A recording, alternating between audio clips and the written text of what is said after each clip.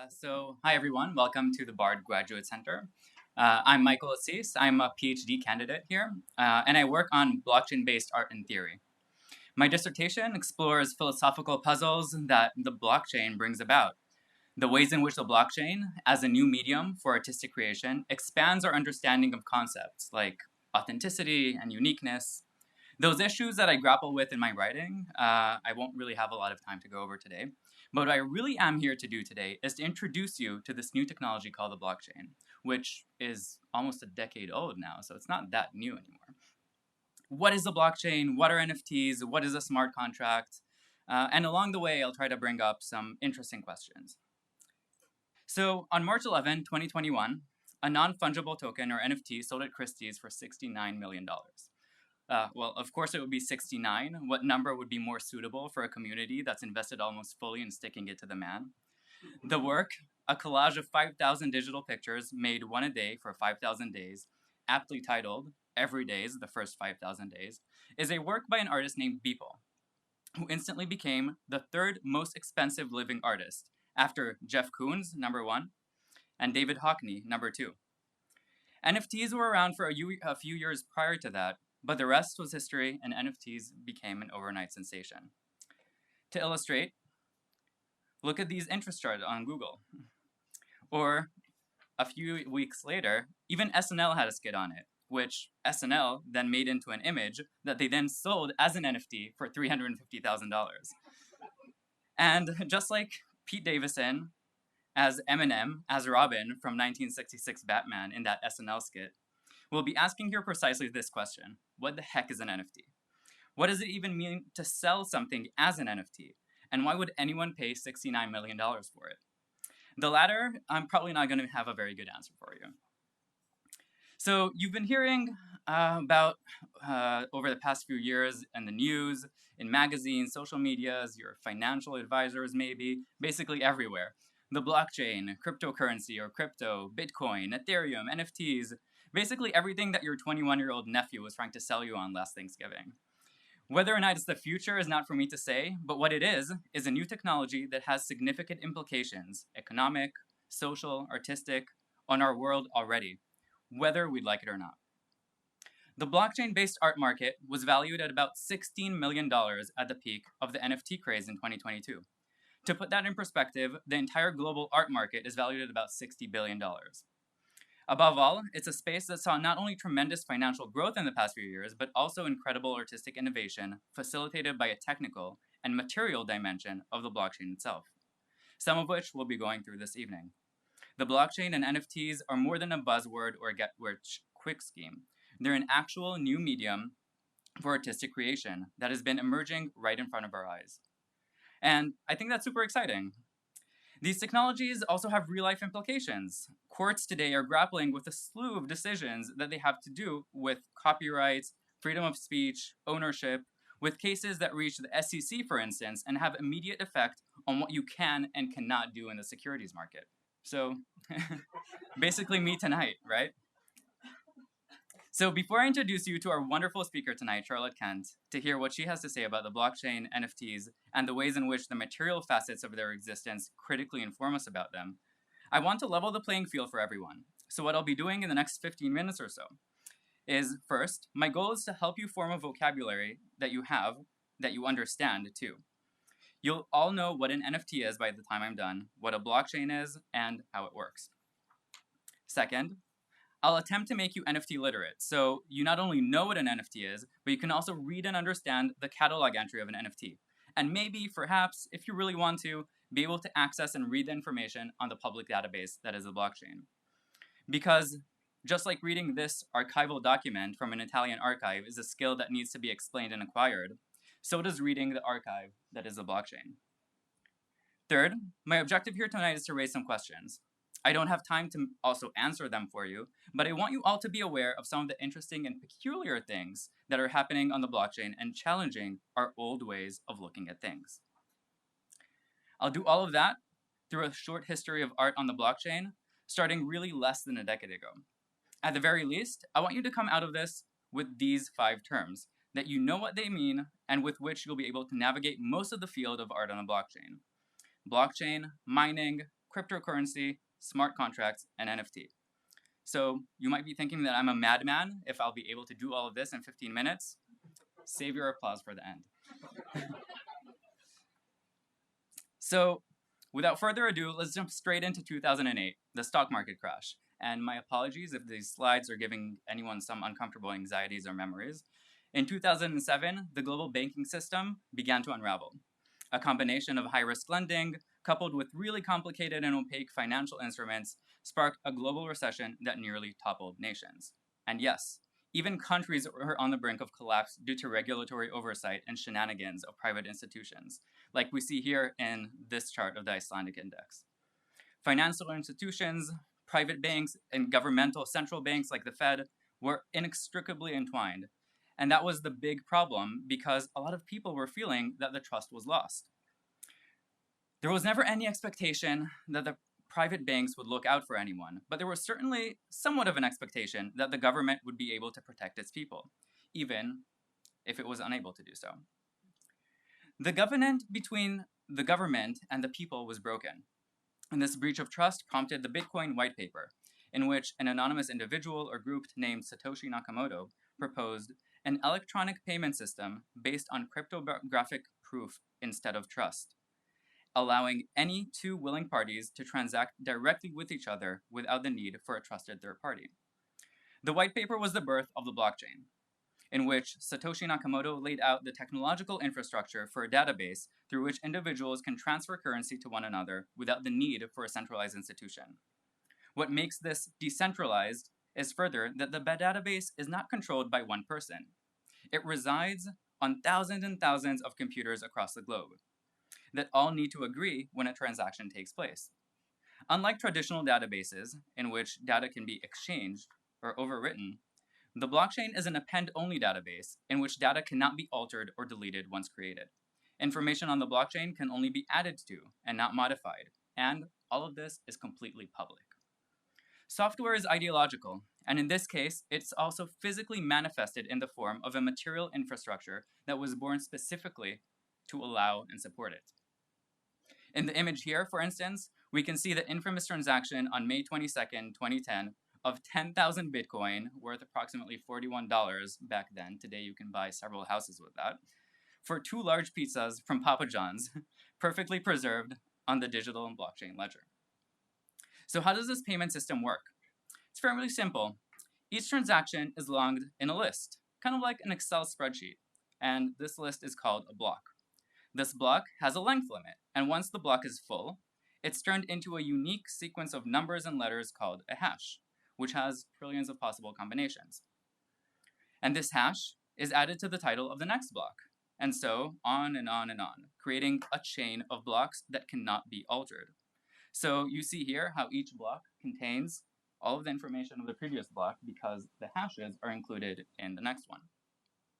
So each block contains all of this transaction data, like Dodo number 1 sent Dodo number 2 10,000 Bitcoin for a pizza, and that block also contains the hash of the previous block and a new hash that is the sum of all of the information in that block. I'm repeating my several things because for people who are not familiar with the blockchain, sometimes it's a little bit difficult to kind of take all of this technical information in. So I'll be doing that quite a bit. Changing a single block or a single bit of data will make all of the following blocks invalid because the hashes will change. So you can't alter any data that happened in the past. Everyone can be part of the network, everyone has a full copy of the network, and all of the computers in the network need to agree that the new block added to the network is a valid block that hasn't had any historical data tampered with. You've probably heard of this term in the past, mining, and perhaps heard of how bad it is for the environment. On the blockchain, when a computer wants to enter a block to the blockchain, it gets a prize. So everyone in the network competes to enter a block on the blockchain, and to do so, a computer on this network needs to solve a puzzle. The result is huge computer servers that consume huge amounts of energy trying to race and to beat each other to solve these puzzles and to get these prizes. What's the prize? Cryptocurrency. A Bitcoin, for instance, with which you can buy a pizza if you want. The blockchain is immutable, decentralized, anonymous, transparent, and it's designed to protect your property, your privacy, be censorship-free, and controlled by the people. Basically, all the principles that America was founded on, right? And now we can all make the world this global village. So if I want to buy a product from another country, I don't need to transfer money through banks, face currency exchange, all of that shebang. I just need to send a Bitcoin. Now, here's where I want to introduce the term fungible. Fungible means that each instance can be exchanged for another exact instance. If I give you $1, you give me $1. Then, well, unless we're interested in the serial numbers on the dollar, we both have the same dollar. This means that dollars are fungible, and each one is an identical instance of another. If I were to ask to exchange one Monet water lilies for another, the thing is, they simply aren't the same thing, and they might have very different values. So how did we get from fungible Bitcoins to NFT? In 2012, almost 3 years later, after the creation of the blockchain, a paper proposing colored Bitcoins was written. Colored was, of course, just a metaphor. But the idea was that Bitcoins are fungible, acting as a neutral medium of exchange. However, by carefully tracking the origin of a given Bitcoin, it's possible to color a set of Bitcoins to distinguish it from the rest. Such colored Bitcoins can be used for alternative currencies, commodity certificates, smart properties, and other financial instruments such as stocks and bonds. So now we have an immutable and transparent database that can also inscribe data that's attached to single tokens. And this is where Kevin McCoy came in 2014 with Quantum. The idea was to use the blockchain network in order to register an object to a specific token that would in turn derive its value from the object that it points at, and not the currency itself. I'm simplifying this a little bit, but this is the gist for us to understand how NFTs work. My favorite way of looking at this class of NFTs is as pointers. On the one hand, they point to a digital object. Could be a physical object too. Could be to Charlotte over here. And on the other hand, they point to a wallet. And the wallet is the owner of that digital object. So almost concurrently, artist Rhea Myers had a digital blockchain asset point at her soul when she put it up for sale. But don't worry, her wife didn't let her sell it. So the Bitcoin blockchain on which these two works were performed is severely limited. It can only record transaction data, and then just add a little bit of data to that, but that's it. Merely a year after Quantum, Vitalik, who was involved in the creation of colored coins as well, launched the Ethereum blockchain. Now, for the first time, anyone could basically run a program, albeit a very basic one, on the blockchain. What these programs are actually smart contracts. It means that now there's an autonomous program that's on the blockchain that can regulate transactions between individuals. For example, if I send a contract 1 Ethereum coin, it can be programmed to automatically send me back 0.5 Ethereum and send another person 0.5 Ethereum. This couldn't be really done on the blockchain. And then came Larva Labs and created CryptoPunks, which would be the basis for the entire NFT standard. The series was 10,000 unique images, each of which corresponded to an NFT in a smart contract that in turn pointed to the owner of that NFT. When CryptoPunks were released, there was a huge bug in the smart contract and they needed to release another one, but they couldn't destroy the smart contract. And here is one of the questions that I deal with is destruction at all possible on the blockchain? Under what circumstances? And what does it mean to destroy something on the blockchain, for instance?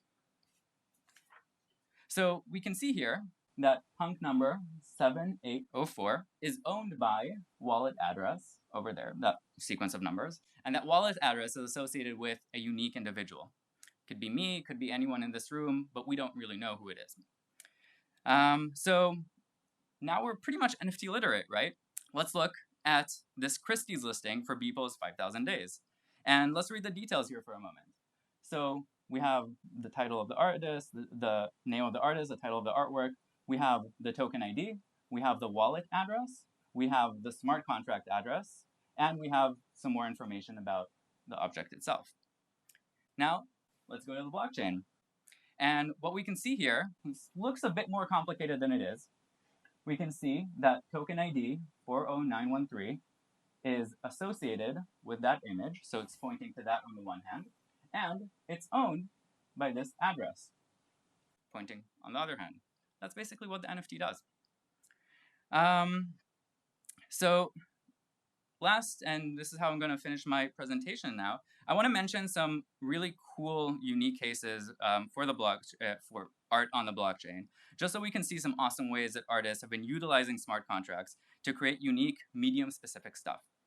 So NFTs as pointers, maybe not so exciting, but generative art is a little bit more exciting. The idea is that the code creates visual representations that are manifested through the smart contract. So when you buy a token, you're assigned a random number. That number, so when you buy a token, you're assigned a random number, and then that number is plugged into the code, and then the code creates a visual representation. Every time someone buys a number, every time someone buys an NFT, he's assigned a different number. This different number is plugged into this code and would create a different visual representation. These sets of instructions go all the way back to conceptual art and artists like Solovit, who had become one of the spiritual fathers of the NFT space, selling receipts of purchase with instructions to create visual representations. But this raises serious questions about the art world today, right? Questions like, what is the work of art? Is it the code? Is it the visual representation? These are questions that scholars in the field of generative art studies have been grappling with for decades. Other unique things that artists have been doing on the blockchain is, for instance, this work that utilizes a smart contract to make sure that the NFT is always for sale because the owner must specify a sale price at the time of purchase. Even more interesting is that this work utilizes smart contracts in order to charge a patronage fee, or a kind of royalty, from the collector. Further, commenting on the art market is Sterling Crispin's lockout, in which owners get an X amount of time designated in the smart contract and visually on the NFT at the time of purchase in which it could be traded. Once this time expires, the smart contracts lock the NFT and it can't be traded anymore. Hot potato, anyone? Here, the removal of the NFT from the field of economic circulation is equated to its destruction. Going back to CryptoPunks, Sterling's project, titled Wides, with 3 I's, is a perfect example of the ways in which the blockchain functions as a novel medium. In Wides, buyers get a copy of a CryptoPunk, so to say. Every time it's transacted, it gets, you guessed it, wider. And so the market becomes an integral part of the object. The mechanism is quite more complex than we'd imagine, since it takes and generates data directly from the blockchain. Data from the 2021 CryptoPunk smart contract is fed into the Wides smart contract, which in turn has code that does all these wonky things, and then displays the new punk with its appropriate width based on how many transactions occurred for that single punk. So to wrap it up, smart contracts and the blockchain and NFTs, NFTs are preceded by 2 levels that govern it both conceptually and materially. NFTs are contained in smart contracts that run on the blockchain. On the one hand, NFTs point to a digital or a physical object. On the other, they point to a wallet address, the unique ID of the person who owns it. The smart contract is automatic and self-executing. If X, then Y. And there's very little room for anyone to manipulate it. The smart contract runs on the blockchain, which is basically a glorified database that's immutable, decentralized, and trustless. Put all these together, and you have a new medium for artistic creation. So now, I want to introduce you to Charlotte Kent. Charlotte is Associate Professor of Visual Culture at Montclair State University, and is an established and prolific arts writer with dozens of academic publications spanning aesthetics, cultural studies, media theory, digital art, and critical theory, alongside countless texts for other outlets, including art magazines, exhibition catalogs, and much more. That's perhaps one of Charlotte's many strengths, bridging between a very complicated and intellectual discourse and broad audiences. A master of a craft is one who can explain difficult things simply, and Charlotte certainly does that very well. What I admire most about Charlotte's research and writing, as you'll see shortly, is her attention and attunement to contemporary social conditions and the narratives that are put forward through objects, digital and material, or physical, and how she taps into the ways in which the social, political, and visual intersect with an interdisciplinary lens. Many of us here do historical research, but we often forget to ask ourselves what's at stake. For Charlotte, I think that's clear, and that's what makes her research and writing so strong. I quote from one of her essays: since smart contracts, now we know what that means, right? So since smart contracts are about encoding events between two parties, artists push beyond the prescribed contracts of established platforms to explore the potential this technology offers for real social change. And with that, I want to introduce Charlotte Kent.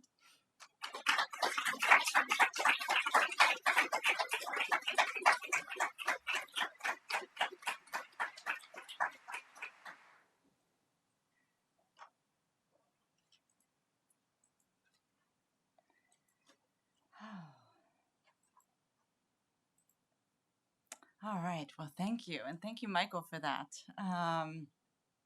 So I will I will not be going into some of the details of contracts and NFTs as he did, but hopefully it'll be helpful in terms of maybe some of the questions you might want to ask about some of the projects that I will be presenting. Michael started off by sort of introducing the birth and context of blockchain, and it's this narrative around the crash of the economy and this sort of, this issue around trustlessness and so forth. I want to offer a sort of different genealogy.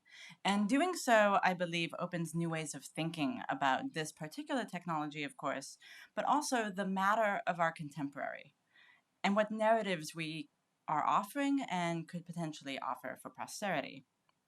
So I'm going to offer this talk a little bit as a meander through blockchain to point out some sort of here and there places that I think are of interest and relate to material culture, and particularly its scholarship. So if material culture is this interdisciplinary practice of studying the forms, informations, production, and assimilation of stuff that matters through the lens of art and design history, anthropology, literature, psychology, ecology, then the networked computer is actually an ideal subject of study. Not only because all of these fields apply to computational devices, but because we need these approaches to address how and when and for whom and where blockchain matters. Material can mean tangible stuff, having practical instantiation, or presenting significance. Blockchain is all of these, as I sort of sketched a little bit yesterday, but I'm going to talk about it a little bit more today because mostly I want to ask, what is material to the blockchain discourse? So the first half of this talk is going to present an alternate genealogy than the one popularly told to suggest other people and moments that matter to the problems and possibilities, the affordances, and therefore the applications of blockchain. And the second half is split between examining sort of the current state of women in art and blockchain and how artists address the energy costs of this emergent technology. So, as some of you know, the Jacquard system was developed in France in around 1804. And it improved on the original punch card design of Jacques de Vaucanson's loom of 1745. The punched cards controlled the actions of the loom, allowing automatic production of intricate woven patterns. The term jacquard is not specific or limited to any particular loom, though it often gets used that way and I found can be really confusing. It rather refers to the added control mechanism that automates the patterning.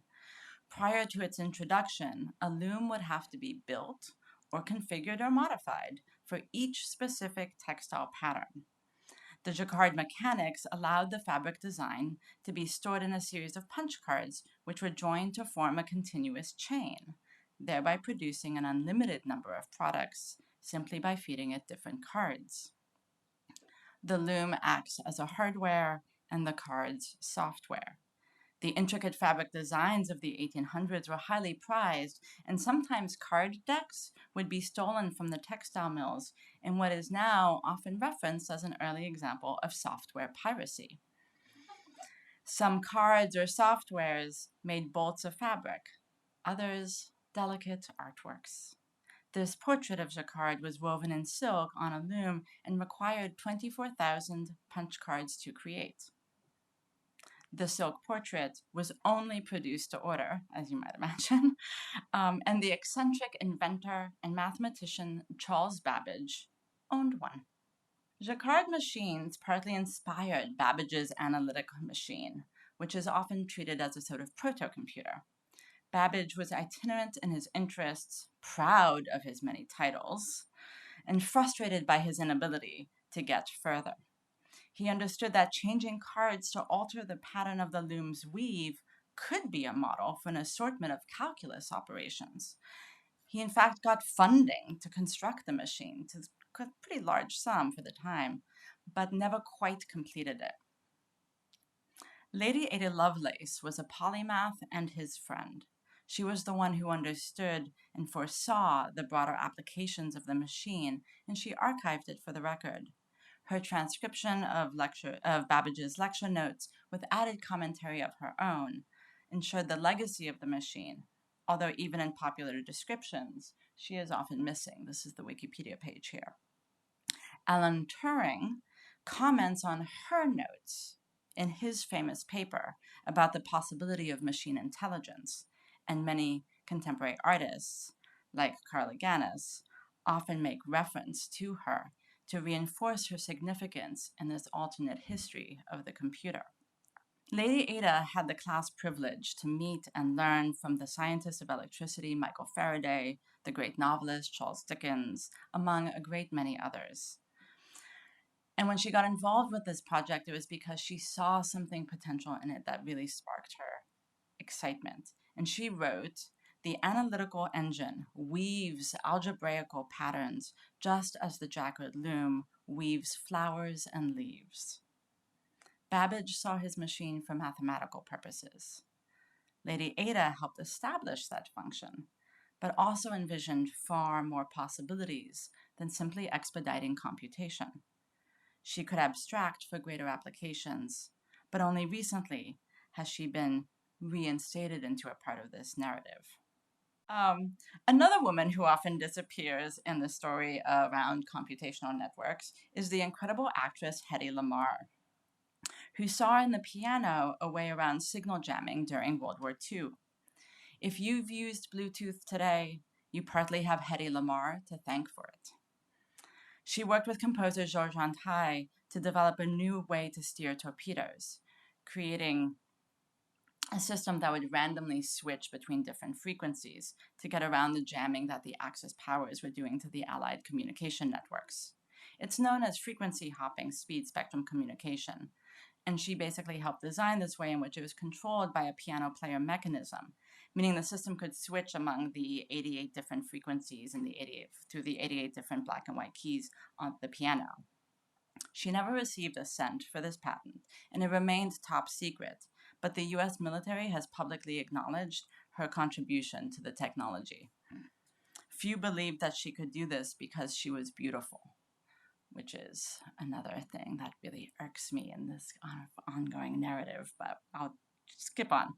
The term computers was first applied to women because the functions were considered mind-numbing and so inappropriate for a male scientist who were expected to think freely, creatively.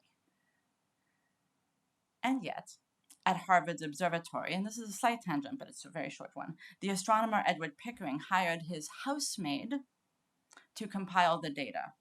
And over 36 years, she was responsible for more than 80 women who discovered and cataloged more than 10,000 stars. The women of Bletchley Park who worked with Turing to break the Nazi codes may well be recognized because of any number of movies that you may have seen, but the 6 women who helped program the ENIAC, the first US computer, remain largely unknown. And I'm including some of their names here just to help with that.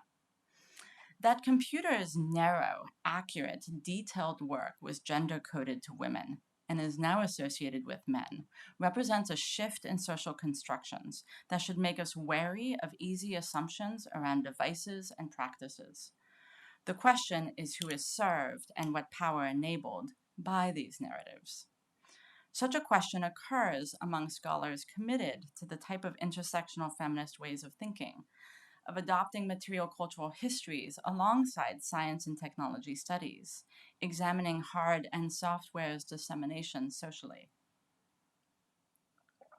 Donna Haraway brought attention to the many women of color around the world, including the USA, whose labor made possible cheap digital devices. The social historian Jefferson Cowie wrote about the association of nimble fingers with Latina women that made them prime workers for the duty-free factories for RCA and other electronics firms. But I'm going to look at one particular example.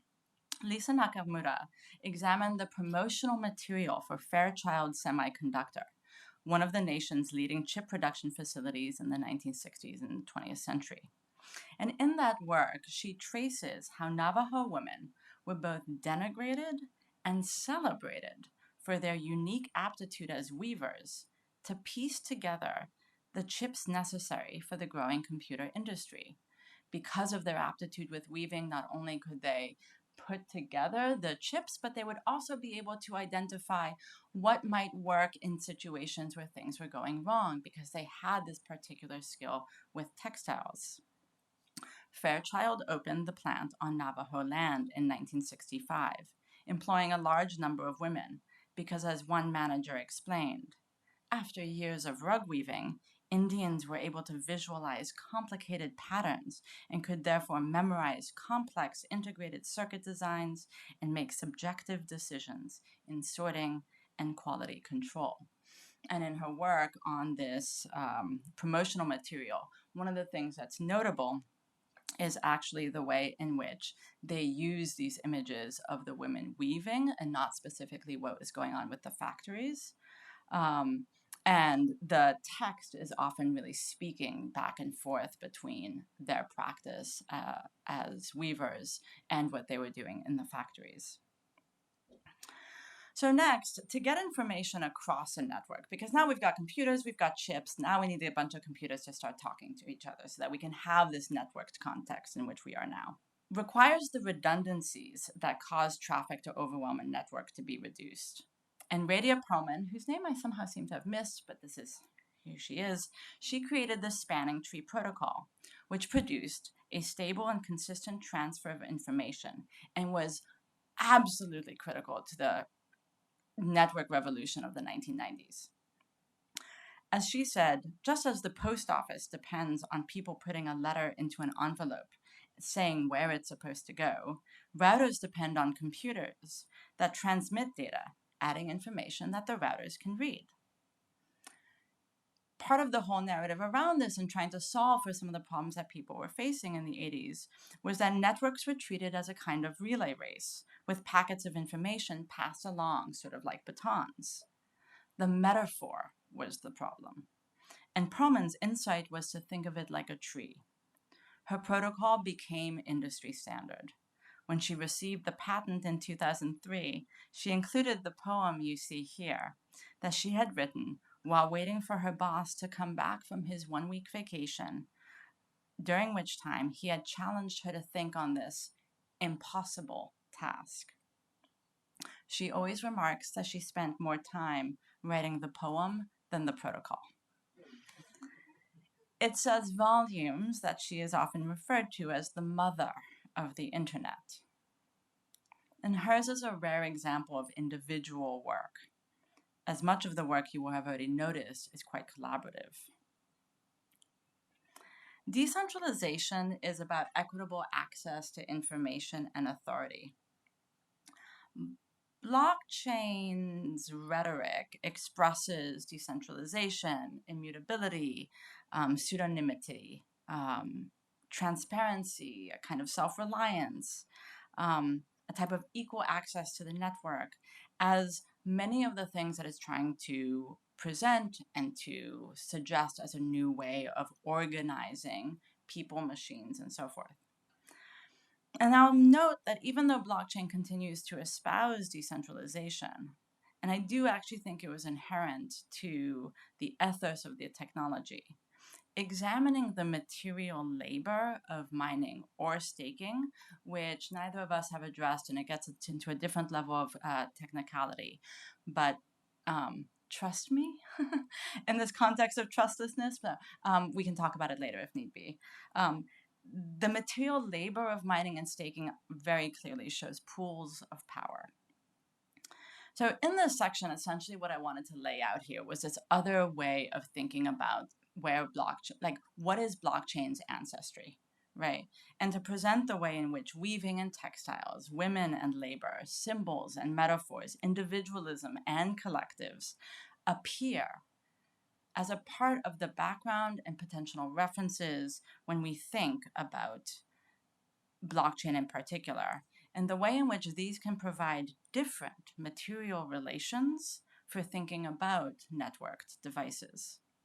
This, I'm going to call it ancestral background for blockchain, also more easily instantiates who and what is being occluded today within a technology whose liberatory rhetoric ought to have addressed oppressive power lineages.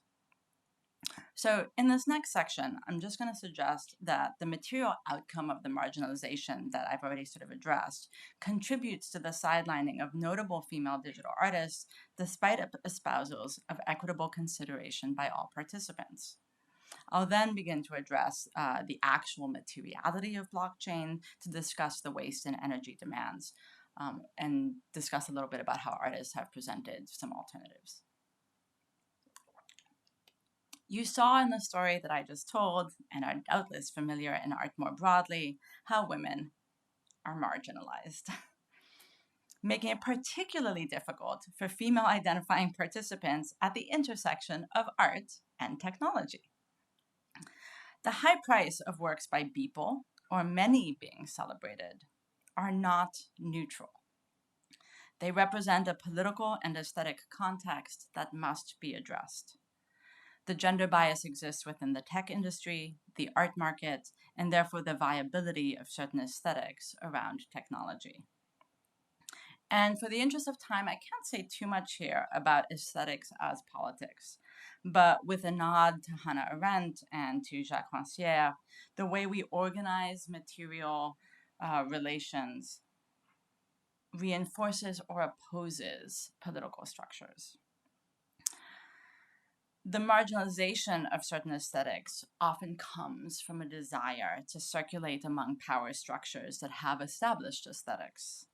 This is an argument that also can help us understand the anxieties around digital art that have been experienced in its strange, glowing, glitchy, kinetic styles that aren't a part of the art world taste or the sleek design of Silicon Valley. Marginalization, on the other hand, also stems from discomfort confronting the lived experience of others. Scholarship analyzing and articulating the value of works and positing narratives for their value can greatly increase visibility and broader appreciation. I've seen this particularly personally recently in a colleague's work around the embroiderers of our national flag, whose story, because of her work, was then introduced into All Things Considered and Good Morning America. And so then I got a phone call from my cousin in Nevada telling me if I knew about this. I did because my colleague had worked on it, right? So in this way, what I want to say is scholarship is material. That is, it's significant. Generative art, which Michael alluded to and we'll probably talk a little bit more about later, has a 60-year history, and one that is often fetishistic about its algorithmic practices. It is, I like to say, to digital art what oil is to painting. Gender ought to be irrelevant, right? Despite politics otherwise focused on integration, many female artists using blockchain have been bizarrely sidelined. This was something that became evident in 2021 and has really been an ongoing conversation within the many people who are part of this space. Certain female shows arose in protest of the market's ignorance. FemGen is a leader and just recently had a show in Marfa, Texas. Much like the art market, many collectors have not put their money where their mouth is. Many women, and I'm using the term quite broadly, produce generative art, but their sales are often unrecognized. In the summer of 2021, I specifically wrote about this, and so there's more than, if you need a reference to this, there's more out there, but I'm just going to look at one particular example. Itzel Yards is an artist from Panama who goes by Ixshells and produced a major work in 2021 to support the Tor project and its anonymous services. These are not indexed on regular browsers. That is, if you've heard of the Silk Road, this is this whole sort of community of objects and relations and trades that can happen that aren't easily accessed on your Google or on your Safari or whatever. And it's often used by dark markets, indeed, but also journalists and others whose privacy is crucial. Dreaming at Dusk sold for 500 ETH at the time, which is about at the time was about $2 million. And it's a price on par with artists like Elizabeth Peyton, Cecily Brown, Cindy Sherman. But it only got a small handful of articles written about it, and none in an art context, except I kept insisting on writing about it. Her work was in honor of a materially significant infrastructure that was being shut down.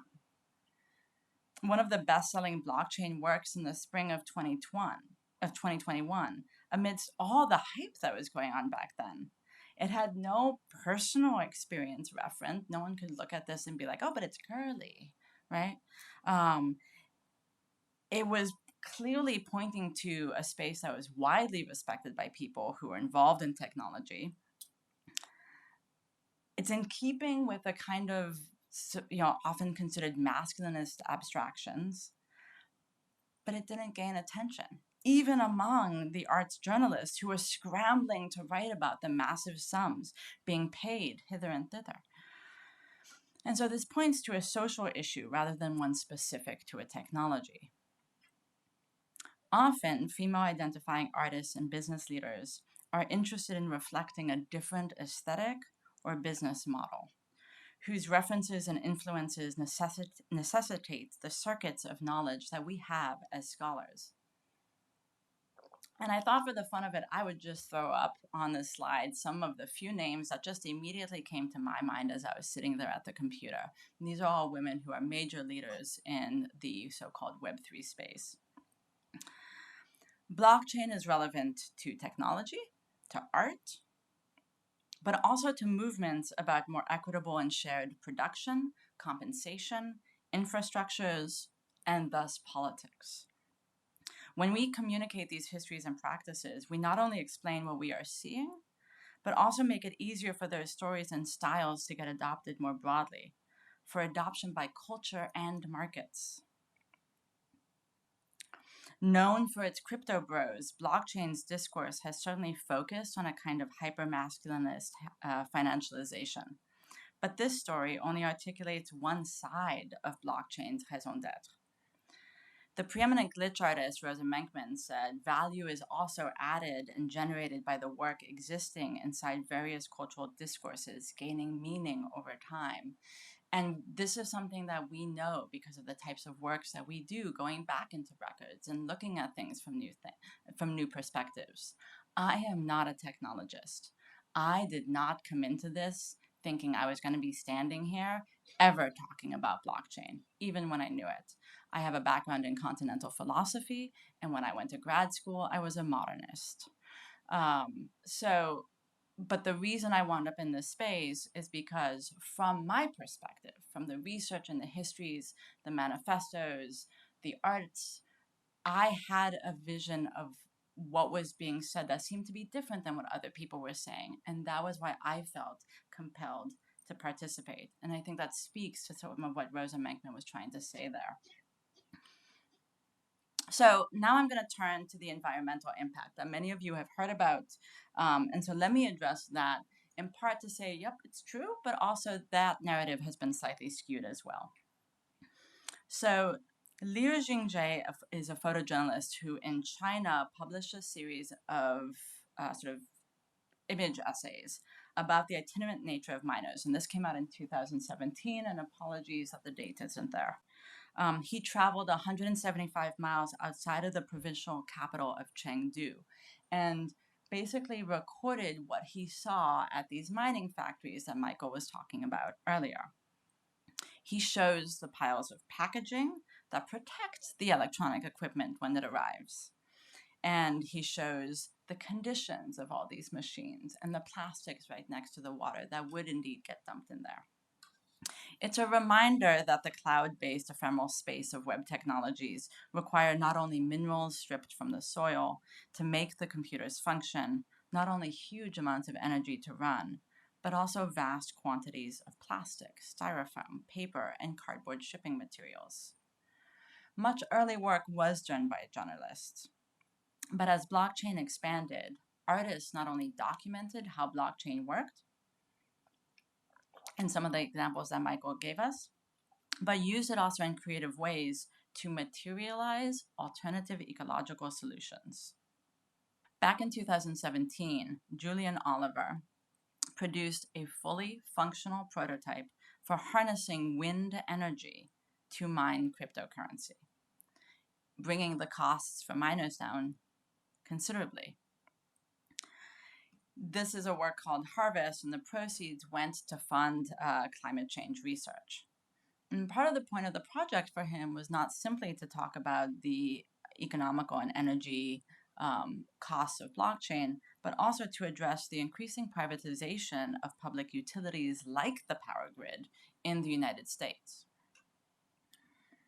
That this wasn't then adopted more broadly is something he's often mused on. Simon Denny, who you might be familiar with because his work was on the poster, he did extensive research starting in 2016 for one of the first shows around blockchain called Blockchain Future States, but only produced an NFT in 2021. NFT Mine Offsets shows a spinning, you're not seeing the video, but it shows a spinning 3D model of an Ethereum mining machine against a background of similar hard drives available for sale. He retired each rig as the NFT sold, donating it to an organization called climateprediction.net, which models possible outcomes of climate change using very powerful computers. It is a grimly funny gesture, a reminder that the tools used to measure the quickening pace of climate change are contributing to that acceleration just as much as the tools used to mine crypto. The cable infrastructure of the current cloud is energy intensive no matter what. From global underwater cables to satellites to data centers, electricity is churning in our use of mobile devices, web browsers, YouTube, Netflix, you name it. My point is the blame game doesn't address the need to think about these current practices in radically new ways. So the artist Sven Eberwein produced this work, M Carbon Dioxide, in November 2020, before much of blockchain's environmental impact was a part of the larger public discourse. The black specks that slowly dissipate represent 1,000 tons of CO2 purchased and retired as credit units on the Vera registry. There's a few of them, but Vera is particular. Carbon credits or offsets depend on projects that either reduce, remove, or avoid emissions. When a project confirms having done that, for 1 metric ton of gas, 1 carbon credit is created. Businesses then buy credits in equal measure to balance what they emit. Eberwein, however, retired the carbon with a note identifying M carbon dioxide as the owner. That's the QR code in the corner that you could see. That made the credit unavailable for sale. This NFT is that carbon that's been removed. The point that he was trying to think through is by reducing available credits, increasing the costs elsewhere, might help force businesses to seek other solutions than ones like carbon credits that perpetuate their extractive business practices. This was a proof of concept, but not yet scalable, so he kept working on it. And he accomplished that a year later with a work called CO2 Compound. And his efforts became a model that's now being used by Toucan and contributed to some of the concepts that were being presented in UN conversations, most recently at the Glasgow one last year, about how blockchain could mitigate the double dealing associated with carbon offsets for improved environmental protections, and how blockchain might actually be conceptualized in some of these new ways. It's in this way that artist projects can help stimulate new possibilities. Kyle McDonald, this is Kyle McDonald's work. I thought the name was up there, apologies. Points out that even if we end all emissions today, we still need to remove hundreds of billions of tons of historic greenhouse gases from the atmosphere and ocean. An idea that he addressed in this project called Amends, which launched in July 2022, right before Ethereum shifted to proof of stake. About a year earlier, McDonald had developed a directory of gas and transaction fees for 3 of the major NFT marketplaces, Rarible, Foundation, and OpenSea. That research then became the basis for the 3 NFTs that he sold at a price equivalent to the cost of offsetting the carbon emissions incurred by each marketplace. And he included in that minting the one that would then sell and then be on the chain. He would not have these works sell until Ethereum went to proof of stake, which was already going to reduce the energy cost a great deal. It's essentially like suggesting that an artist produce a work that they would sell that would cover the carbon emissions costs for all the travel, shipping, and freight of Gagosian, right? This work will sell for that price, this year's costs, right? All the fares, all of it. McDonald's point was that ecological conversations can't just fantasize a better future, but must respond to the damage done. The works have not yet sold. When I first wrote about it, encouraged tech billionaires to take responsibility by willingly buying these works. I, in fact, listed a bunch of names, and my editor at the time removed them all. But basically, Amends models a new way of thinking about the economics of manufacture. Blockchain spurred a conversation about energy, but artists using blockchain were the activists who fueled change. Where were the financiers who had significantly more sway and power? Where were they haranguing for a less energy intensive system these last 15 years? It took one carpet tile company, Interface, which you see here, 30 years to develop a carbon negative product, meaning it removes more carbon dioxide than it produces.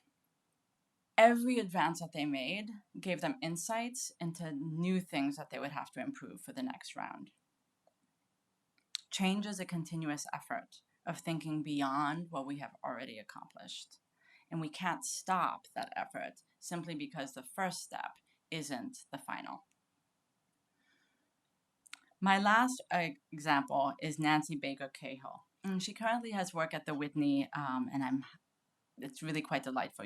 I would encourage you to see it. And it's nothing as jarring as this one. But she has also historically been using NFTs to critique some of the espoused rhetoric around it. She sees the way to be able to talk about nature through blockchain. And this one is Mushroom Cloud. It's an AR projection through her fourth wall app that she used, which is doesn't take people's data. And it's a complex of NFTs that she launched in December 2021 at Art Basel Miami. She iterated it for Freeze LA and then presented at Tribeca Film Festival in 2022. All of those contexts meant to get people in the arts and entertainment industry to keep thinking about what they had recognized during COVID, which was the cost of fares. The incandescent mushroom cloud animates the link between continued carbon consumption in the 21st century with the nuclear devastation of the 20th. It also offers, however, a kind of hope as the cloud dissipates into this rhizomatic structure. Mushrooms have underground mycelia that transport carbon through a mycorrhizal lattice, connecting and communicating with the plants and trees, and what the biologist Merlin Sheldrake called the wood wide web. Fungi have the power to break down most hydrocarbon materials, including oil spills, and to produce sustainable options to plastic. And so she wanted to bring that connection round. What might we realize? What might we learn as possibilities for blockchain or any other software or networked system if we think it through the knowledge of organisms like fungi and new materialism through the histories of weaving and critical material history, or structures like the distributed identity formations of intersectional feminism.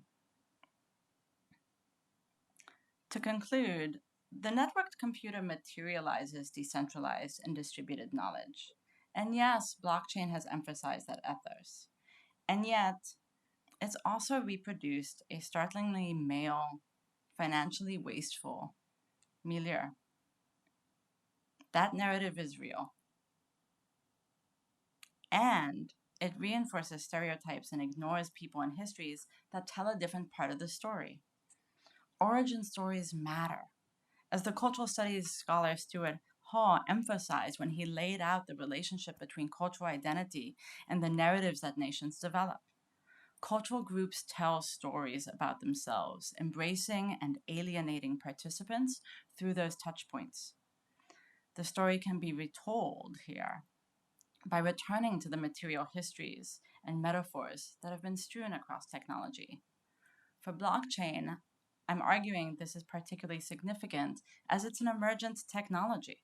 Its story not nearly as established as some of its ardent participants might wish, with many artists, designers, and technologists interested in its ability to do more than just transfer money outside of a regulatory construct. Intersectional feminist theories and material culture analyses can do a lot to shape who, how, what comes of blockchain. Thank you. All right, thank you so much, Charlotte. That was really illuminating the ways that these narratives can really help us understand these new technologies and expand the ways that we're thinking about these technologies, and also expand how we are approaching society or approaching culture, right? Um, you mentioned Rosa Menkman kind of in passing. I mentioned a lot of things in passing, so I realize there's lots of places for people to pick up on. So could you say a little bit about glitch art and what is its relationship on the hardware level, on the software level, and how that can help us open and broaden the discourse around these technologies? So, glitch art, one of the reasons I wanted to mention it in passing is just because I think one of the things that a lot of the artists that I've been interested in how they've been using blockchain, are in some ways um, trying to push something about the way it works. And glitch art essentially tries to use and present things going wrong, right? The way in which the layers of a digital object can, with just a little bit, get skewed and show something really quite different. It's a way of trying to materialize what seems like a JPEG, right? Like there, just it's a thing. It's a single thing. It's a flat thing. It's a nothing because I don't know what to touch, right? And to sort of present that actually that data is doing a lot of different layered work and producing what it is that we see, and that can be very easily altered. She has written some really brilliant work on this notion of glitch. And so I would encourage anyone who's interested in thinking about this to read some of that, just because I think she's very eloquent about it and she's very accessible and she speaks about it in this really material way. But for me, one of the reasons that I'm interested in it is because of this performativity and sort of this conceptual approach to something that feels often very stagnant and unbreakdownable. There's also this way in which it's totally counter to the kind of slick thing that often gets associated with technology, in the sense that as soon as something goes wrong, we all get really cranky. And I think that expectation of this sort of slick, sleek, impossible to go wrong thing that has come out of technology, it is a part of also cultivating an attitude around you can't do anything about it. And though on some level, fine, I'm not suggesting you go like try and get involved in like crypto mining so that you're in charge of the like computers that are doing any of this stuff, right? Like I recognize that there's this difference between trying to like rig a mechanical car and some of what's going on with digital objects. But I think it's important to recognize that the fact that when something goes wrong, it is immediately like a hot potato, is part of what glitch art tries to get us to stop feeling and thinking and just to be like, what are you seeing? What is happening here? How is this wrongness actually always already a part of what we're experiencing? And so for me in particular, it winds up actually connecting to some research I've done on the absurd and why I'm interested in that. But it also is just a nice way of speaking to the way in which all these artists are doing something with the technology. The ones that I mentioned are sort of doing something with the technology that is not what you thought the technology should do. Thank you. Actually, I'm just going to say, sorry. No, please. On that note, I had mentioned this weird thing where I was like, generative art is to digital art sort of what oil is to painting. And I love painting. So, let's be very clear about that. And I think oil painting is an incredible thing. And I'm actually also married to someone who's an oil painter. So I am never about to like diss on that. But I think it's really interesting the way in which generative art has become this kind of, in part because it has a 60-year history, has this kind of, it can hold a material history that allows it to be more significant in some ways than some of these other practices. And what I would argue is that we are, in some ways, like those of us who are thinking about material culture and these types of histories, people who are really well positioned to help broaden that and to not have generative art in the way in which some of the rhetoric has happened with some of the artists espousing these sort of references to certain like modernist idealized painters to become the only reference point. Generative art can be as like significant as it is and continue to be a much valued way of making art, but also recognize some of what oil painting has had to recognize over the last 30 years, which is to think about the fact that it also has a set of material relations of power.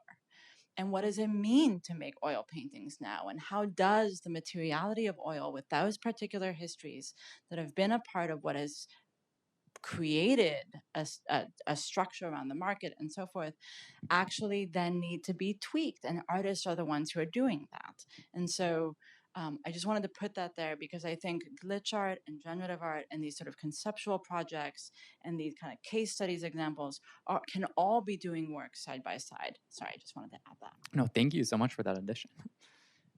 Another question I have is, from my understanding, that when you approach material or the word or concept material, you're thinking about more than tangible things.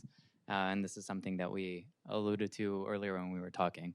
Can you say a little bit about the ways you're thinking in an expanded way about material? Yeah, I mean, I think we know it instinctively that material matter is more than just, right? It matters to me that you show up, right? We're talking about more than just a physical body there. We're talking about a kind of, we're talking about a broader set of relations at stake. And that's one of the reasons why I talk about the way in which material both has practical instantiations in terms of the types of affordances, and also the way in which it's significant. And I just sort of tried to allude to that briefly. Yesterday, I did actually sort of have a slide, and I'm realizing it would have been helpful here. But I try and sort of say, like, yes, there's the material, there's this sort of like tangible stuff, this physical, but then there's the way in which there's what is a law, right? What is a rule?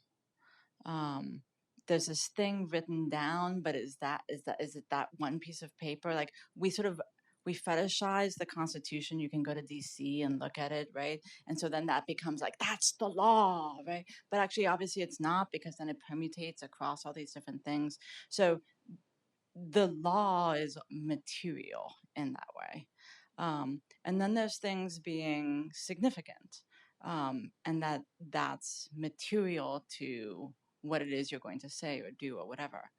And I think about it in those three ways because I was in some ways raised in this like hyper intellectualized environment, and I spent a lot of time reading the sort of canon of philosophy.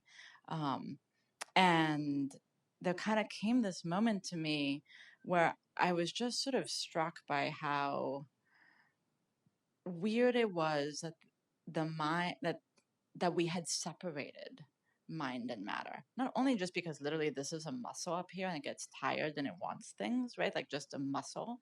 But also the way in which, though I can't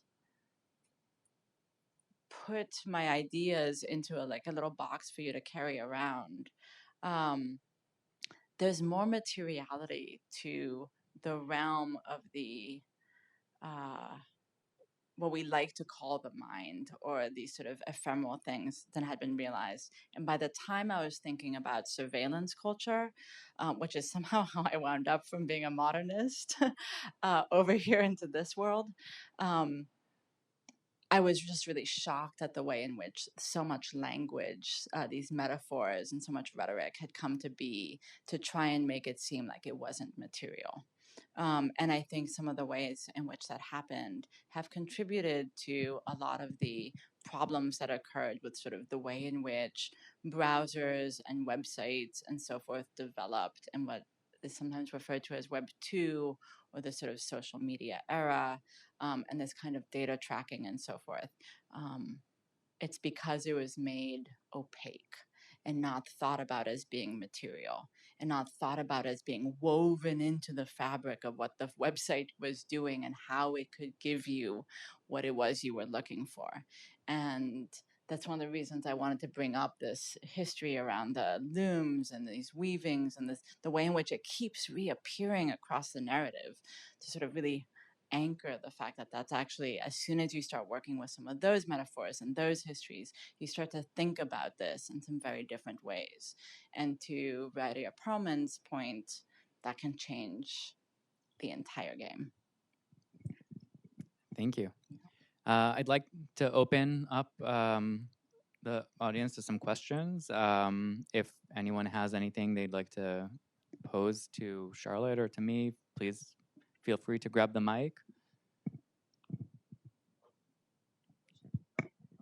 Hold on just 1 second.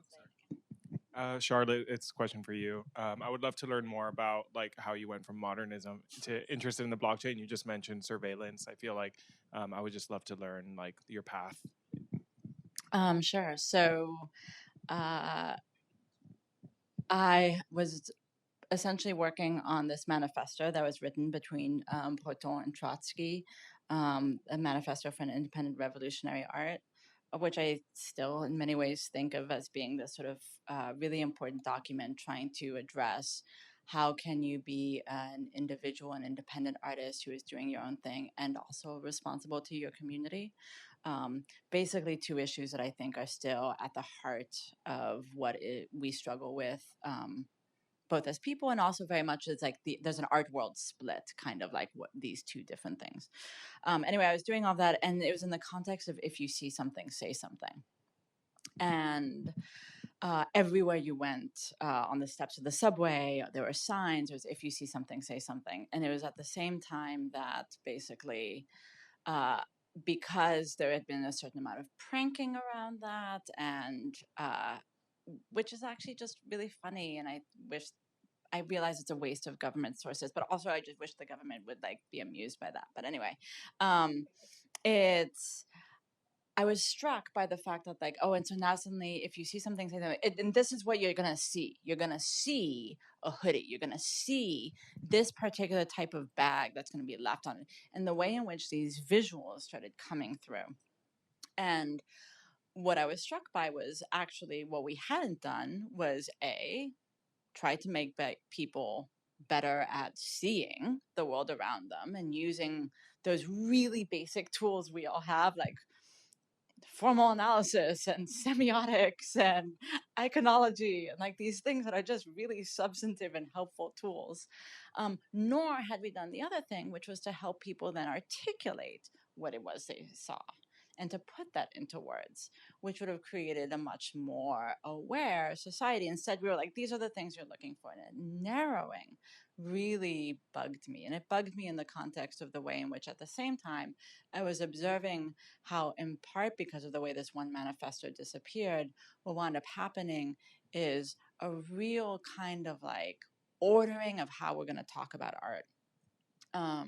And the way in which art writing and art history has forms that exclude certain types of writing about art objects, in the way in which I think that winds up actually producing a situation that really narrows how art history can see the very objects that it's looking at, because it's not taking into account these other types of writings that are culturally really significant, like poems or letters, or I can go on. So these two things were basically parallel, and that is what landed me into surveillance culture and made me start thinking about the way in which this narrowing of the way in which we see things and think about them winds up also being able to be a part of a way that then produces people and citizens as manageable objects as opposed to truly free public thinking citizens. And so as a part of that, I basically started looking at a lot of art projects that were dealing with surveillance systems and data, and really interested in projects where they were not just complaining about it, because that I got a little bored, but really trying to either prank the technology, glitch it, if you will, in some ways, or try and think it through in a way that broke down something about the system as it currently operated. And as a part of that, blockchain was just kind of there as a part of this. It was like post 2016. I was sort of like hearing about it. And then in 2019, it was actually Simon de la Rouviere's project, This Artwork is Always for Sale, that really just kind of made me go, here's the concept. This is where this technology is starting to become conceptual art. And in fact, I will admit, in 2022, so it'd been a year of me like somehow immersed in blockchain when I got so angry about the conversation. I actually, for my birthday, got myself a t-shirt made that said, I heart conceptual performance art NFTs, which was basically me putting all the words on one t-shirt of just would make people run in the other direction. So that tells you a little bit. All right, anyone else? Please. Just a moment. Just hold on 1 second, okay? Sorry, I don't want to expose my lack of knowledge here, but so I was really interested in the way you started this talk, giving us an alternate genealogy, and sort of all the women behind computation that have been occluded or erased.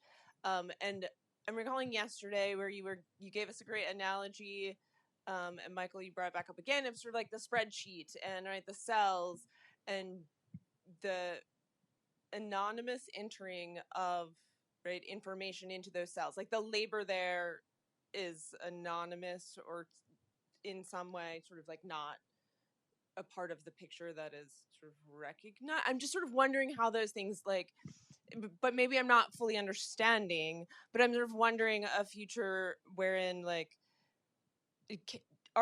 does blockchain occlude the labor in the same way that like historically has been really problematic in computation, or am I misunderstanding something there?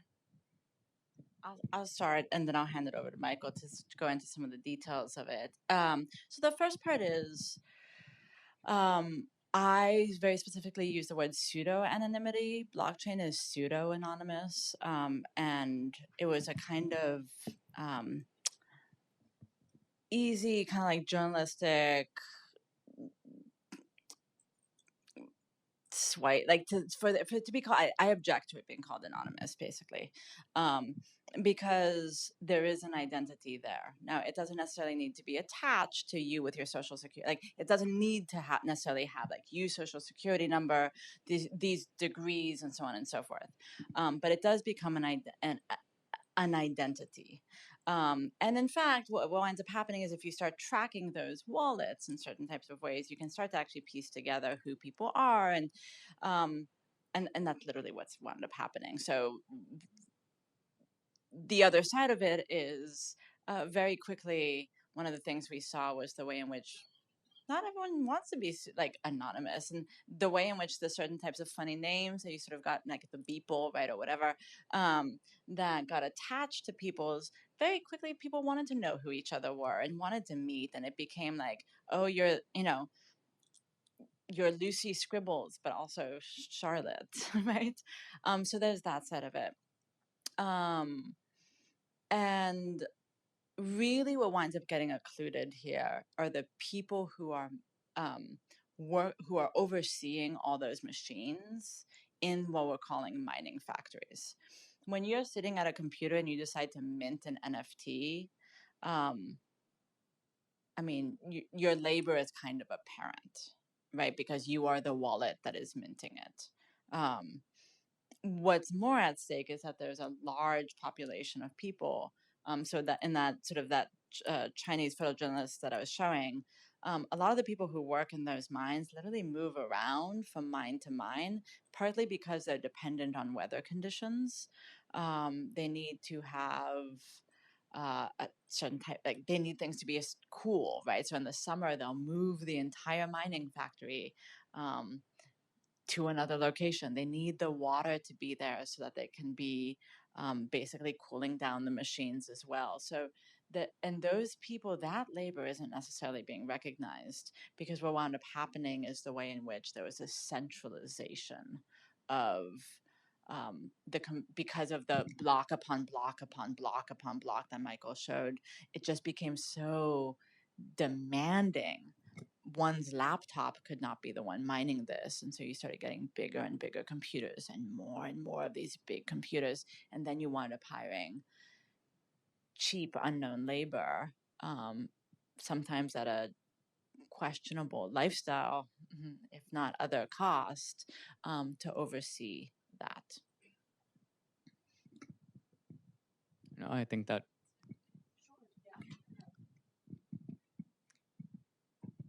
One more question. Yeah. Mike. Yeah.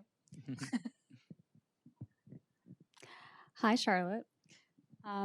My question is, can you define material culture as it has historically existed in pedagogy, not necessarily your personal interpretation, and then speak to maybe more of its relationship specifically to smart contract as medium and the concept of what I often call digital materialism, because you kind of haven't talked about Can I do a whole as talk material. on that?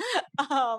Okay, let me tackle a little bit of that. So one, I mean, I sort of alluded to in the beginning of my talk. I think there's so many definitions of material culture, to be honest. So I kind of just wanted to.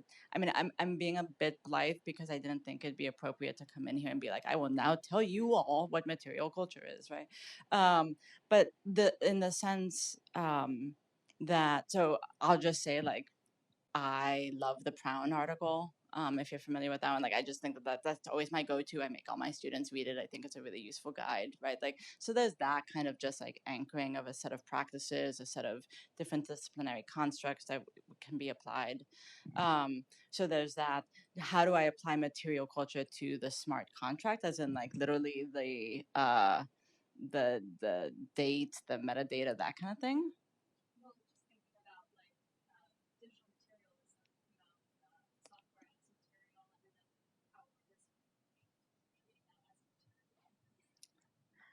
So maybe for the sake of this, and we can keep talking about this afterwards because there's time for that. I will say for the people in the room who remember when you used to get software and it came in a box and it was like a little disc and a floppy thing and you stuck it in and it started to like whirl and everything. I got, the AOL disc and so on and so forth. Software is material, right? It just keeps getting occluded. We keep downloading things that are like, we don't know where it is. Apparently it takes up megabytes on our computer, but like, what does that mean? And then it's annoying because it's taking up too much room. So I totally agree that it has a materiality. And I just didn't want to go into that level here today. But I'm happy to discuss some of the ways in which that has implications in the context of some of what I was saying today. And on that, Yeah, I think we can wrap it up. Thank you so much, everyone, thank for you, being here. everyone. Thank you, Charlotte. Come ask more questions.